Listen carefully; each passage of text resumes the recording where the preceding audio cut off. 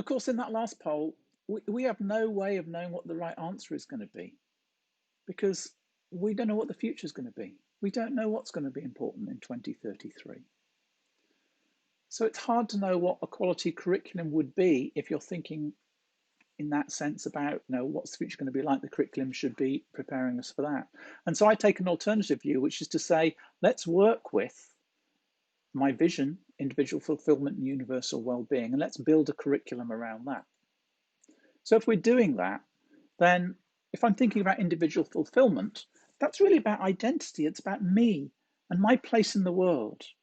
It's about what makes my life purposeful, my purposes, my passions, what makes everything meaningful.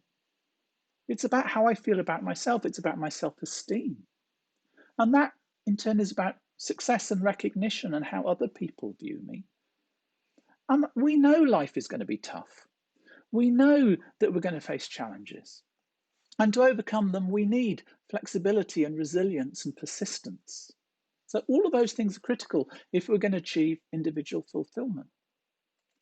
And then on the other side, thinking about universal well-being, we know that's about participation. It's about being part of the community. And for that to succeed, we need to be thinking about our values. We need to be recognizing and engaging with diversity and seeing that as being a benefit because we are all unique, we are all different. And of course, intercultural understanding is really critical because we live in a global world.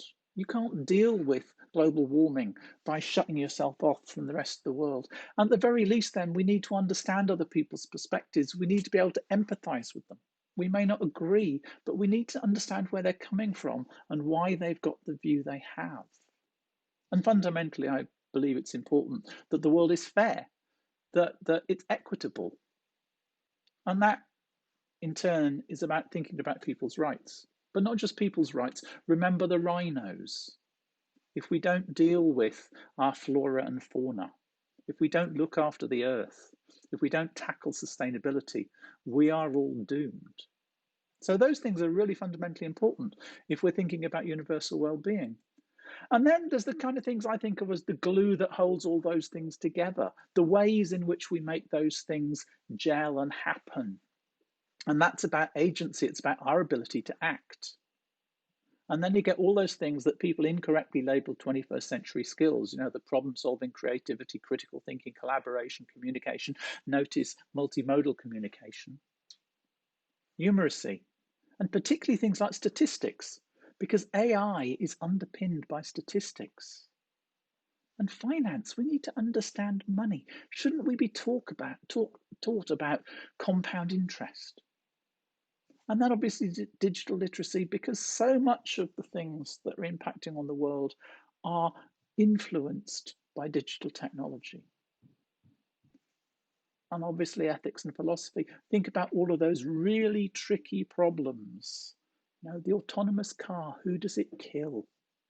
Does it protect the driver or does it protect the old lady walking across the road? Who should have control of genetic engineering? Really tricky questions that we need to address if people are going to have fulfillment and well-being. And fundamentally, the only thing we can be absolutely sure about in the future is that there will be change. And therefore, perhaps the most important thing of all for us to learn is to be effective learners, learning to learn.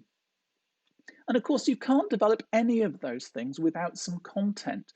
So this kind of content vs skills argument is fatuous. You can't have one without the other. But when we think about content, we need to be thinking about the big ideas that help us make sense of the world, the big concepts that really help us to operate and make sense of things. Things like systems. You can have biological systems, environmental systems, computer systems, business systems.